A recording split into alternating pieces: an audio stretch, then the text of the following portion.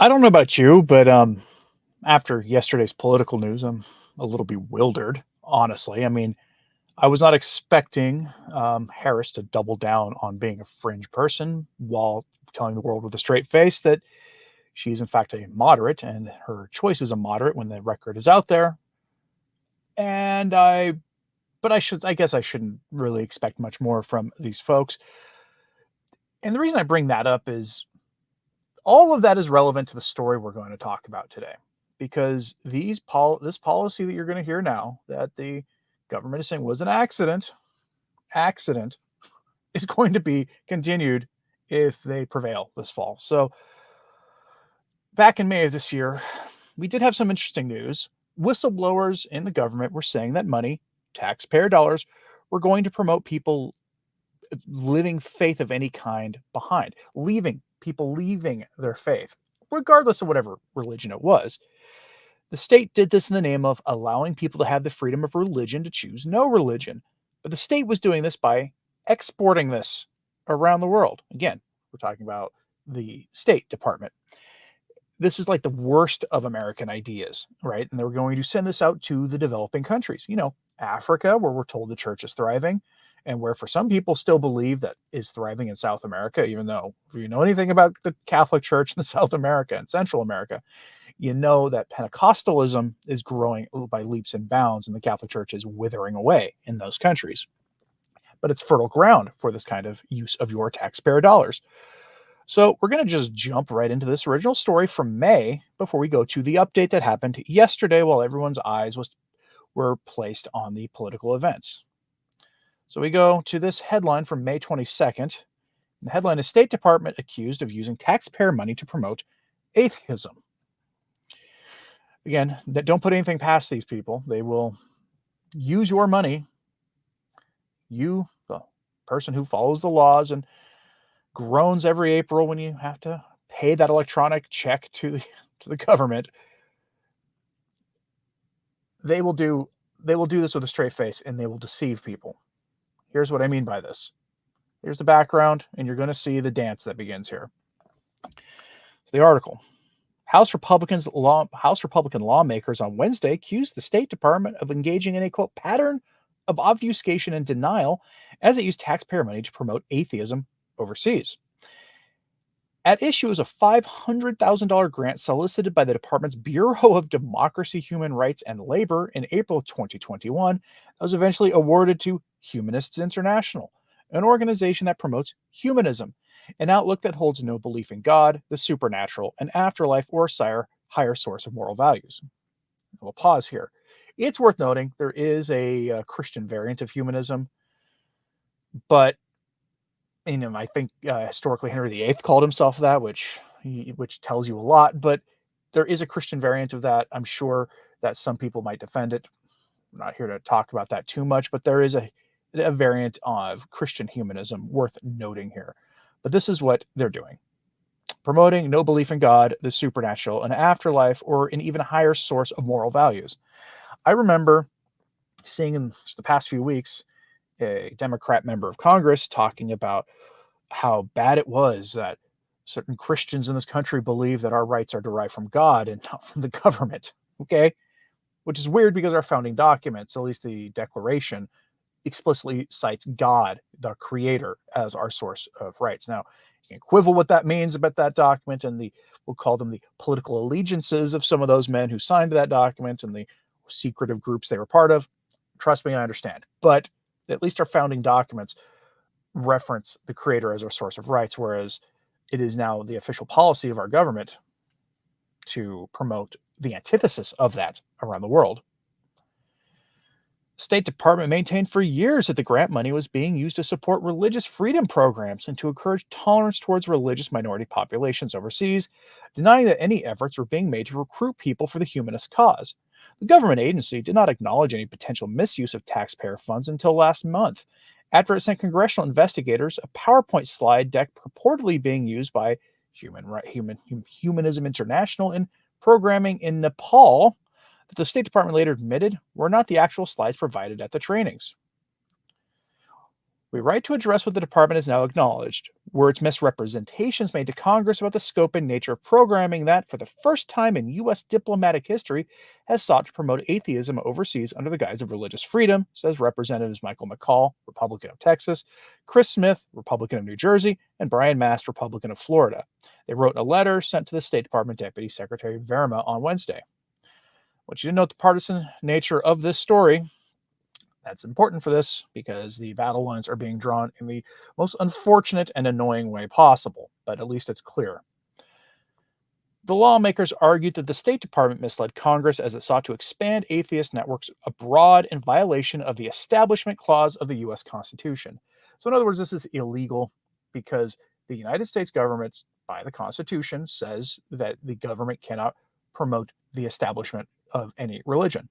This would also include atheism is a religion. I mean, it has its creeds, it has all of its things. Any thinking atheists will reject that notion, but theologians will tell you, philosophers will tell you that it has all the hallmarks of a religion. And so the U.S. government is prohibited from engaging in this kind of works just as much as it would be if the U.S. government, under leadership that we loved, tried to promote Catholicism overseas.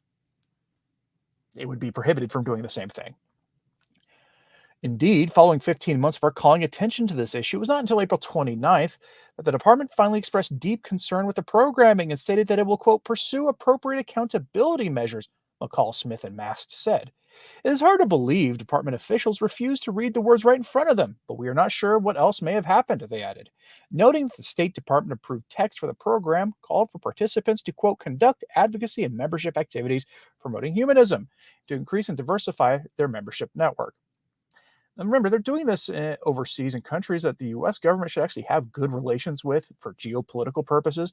Look at the country that's next door to Nepal, okay? It might be a good idea for us to not really anger their government there. But again, this is ideology behind this, and this is their own religion, atheism, behind this, fueling this stuff. The letter highlighted Verma's congressional testimony from March, during which he asserted, I have looked at the materials promoting atheism, is not what the grant is for, and that is not what the work would be for. We would never authorize such a grant, the Biden administration official added. I have seen no evidence of any grant to promote atheism in Nepal. Wait till we get to the next piece, the update on this. Congressional investigators discovered constitutional violations after they obtained slides used at Humanism International presentations in Nepal that differed from the ones previously provided to Congress by the State Department. The contents of the slides provided at the trainings presently in the committee's possession are condemning, the lawmaker wrote. To be sure, despite all the evasions by the department, it is now plain that the grant promoted atheism and expanded atheist networks abroad, while neglecting Christian and redacted minorities who, unlike atheists and humanists, face real persecution in the relevant parts of South Asia. Indeed, the programming was designed to recruit new members of the grantee organization in violation of the Establishment Clause of the U.S. Constitution. And it goes on to say how skeptical those lawmakers are at the counterclaims being made by the government. So just bear that in mind. That's the background of the story. Now, you'll notice that article was just denial, denial, denial. Meaning, as you're about to see, they lied. Which isn't surprising. Whenever, doesn't really matter what party is running things, whenever government's caught doing things they're not supposed to be doing, typically the officials who the buck is going to stop with, whether or not it should stop with them, will almost always obfuscate and deny and deny and deny to preserve their own jobs, most likely. Now, again, the world isn't paying attention to this story because Harris announced her rather awful, her absolutely awful, and probably will torpedo her campaign running mate yesterday. Beyond a report from Candace Owens on her own show in the last couple of days. And let's be honest with ourselves, she's no longer a mainstream conservative voice after her falling out with the Daily Wire. I'm not saying it's a bad thing that she's not a mainstream voice. Actually, she's making, I think, the best material she's probably ever made at this time. So we had to turn to a Catholic news source for this story. So we go to the Catholic News Agency for this striking headline. U.S. State Department acknowledges possible misuse of funds to promote atheism. Oh, kind of funny how that works. 3 months later, because this story broke on August 5th. Again, nobody was talking about it because of politics. Again, guarantee you, most non-brain dead entertainment consumption on YouTube and social media and anything else is being dominated by politics now, for obvious reasons. It's August, right? So things are heating up, but they acknowledge it, sort of, as you'll see. So, by Peter Pinedo from the Washington, D.C. newsroom of Catholic News Agency. Members of the United States Congress are demanding immediate answers after the U.S. State Department admitted a $500,000 grant the agency awarded to a humanist group may have been misused to promote atheism in Nepal and Asia under the guise of religious freedom. Notice the couching language there. It might have been used. House Foreign Affairs Committee Chairman Michael McCall is demanding the State Department disclose exactly how much it knew about a pro-atheist organization called Humanist International and its efforts to promote atheism before it awarded the group a $500,000 grant. Now, there's a chance that there's real incompetence here, but I'm going to remind you that the Lepanto Institute has found this exact same problem in Catholic organizations, where the U.S. Conference of Catholic Bishops and subsidiary organizations will use Catholic money to promote anti-Catholic activities from nonprofit groups. If Michael Hitchborn, if you're watching this, let me know if you've ever found that this organization, Humanist International, receive Catholic funding. Let me know. That'd be a gigantic story if it was. But you see the same thing. And what is the response from these organizations? Catholic Campaign for Human Development, typically. They obfuscate, they deny. They say, oh, yeah, but they might be, vocally opposed to the work of the church on a lot of things. We gave them money for this one really good thing, as if there weren't Catholic organizations out there, especially really local Catholic organizations that would be able to do wonderful work with that same money, doing the exact same kinds of things, but without accidentally funding evil work in the process. McCall has given the State Department until August 6th to comply with the demands for more information, threatening a congressional subpoena if the agency fails to comply. Well, that was yesterday. We'll get an update on that in the coming days. And then it goes back and reminds us of some of the background that I went over here, but it's the organization in question is a coalition of dozens of humanist, rationalist, secular, ethical culture, atheist, and free thought organizations. According to the group's website, part of its mission is to encourage the growth of humanism, which it defines as a democratic and ethic life stance that does not accept supernatural views of reality. Again, your taxpayer, your tax dollars. Their chief executive, Gary McClellan, has specifically expressed disgust for the Catholic Church and said in a 2019 interview that he considers it his job to combat the Vatican policies and to push against them. I guarantee you some of this money going to them goes to his paycheck. The State Department awarded the organization $500,000 under funds made available by a 2021 program titled Promoting and Defending Religious Freedom Inclusive of Atheist, Humanist, Non-Practicing, and Non-Affiliated Individuals. So in other words, there was an administrative program developed by the bureaucrats of that organization to expressly violate the Establishment Clause of the Constitution and to expressly violate the principles and morals of the vast majority of Americans, regardless of what particular belief system they hold to. In March of this year, State Department Deputy Secretary for Management and Resources, Richard Verma, testified that is very familiar with HI's mission and that based on its grant application, he considered the group to be exactly the right kind of program for the department to fund. Remember, he denied knowing anything about this, but it turned out that, oh, wait, you testified earlier. So, again, they lied. He asserted the organization's aim was not to advance atheist proselytizing efforts, but simply to support civil society and protect them from persecution. However, the department has since stated that the organization provided the incorrect training materials when applying for the grant and that it was deeply concerned about the contents of the actual material being used. You get the idea. Obfuscate, obfuscate, obfuscate. Deny, deny, deny. And that, folks, is your taxpayer dollars at work. Remember, I told you at the beginning of this that this is going to be the context for this story. It's a political contest going on right now. We saw Harris announce her VP yesterday, and the guy's there's a lot out there about him, we'll say. I posted some of it on my personal Facebook. For those of you who are friends with me there, you can see it. It's the guy is, he's the kind of person who will keep these programs going. We'll say that. And so is she. That is the simple truth of it. Regardless of whether they're legal or not, it doesn't matter. It doesn't matter. And this is, again, a partisan issue now, because it's only members of one party saying, no, this is not what the U.S. government should be up to. That's where we are. I don't like reporting that because, I try to take a broader view about good and evil things happening in the culture and try not to blind myself with partisan loyalties on this stuff, because GOP got a lot of problems as a party, right? They're more honest about them now than they used to be on the Moloch ritual, because they used to lie to everybody about what they actually believed and were going to fight for, and then never followed through on it, or rarely did.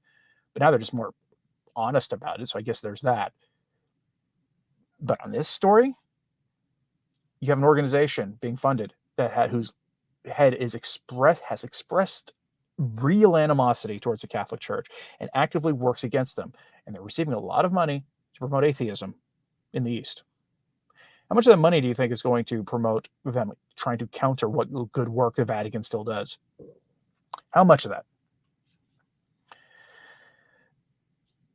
And the funny thing about this article is they admitted the bare minimum needed to placate Congress in the minds of the person trying to placate them. And that's not good enough, because at the end of the day, Congress is continuing to push. Remember, yesterday was their deadline to get things in. Reporting on the follow-up of what's going to happen, if they got anything in yet, or if Congress is going to continue pushing. But the divided nature of our government right now means that this story is going to go nowhere. There'll be no real consequences. Now, think of this in the context of the coming U.S. political contest here in November, which took on a whole new clarity with yesterday's vice president selection. We have, on the one hand, a pair of candidates who are now the most radical fringe candidates imaginable, who will keep this policy going without any question, and will probably defy Congress, even if it's a hostile Congress in the process. And on the other side, candidates who don't hate our faith and would, in theory, stop this policy. That's really where the divide line is. It's unfortunate that I have to express it that way, but that's where we are. Joe Trainer says he's not surprised. For decades, taxpayers have been paying for the demise of the U.S. and the world. Yeah, pretty much.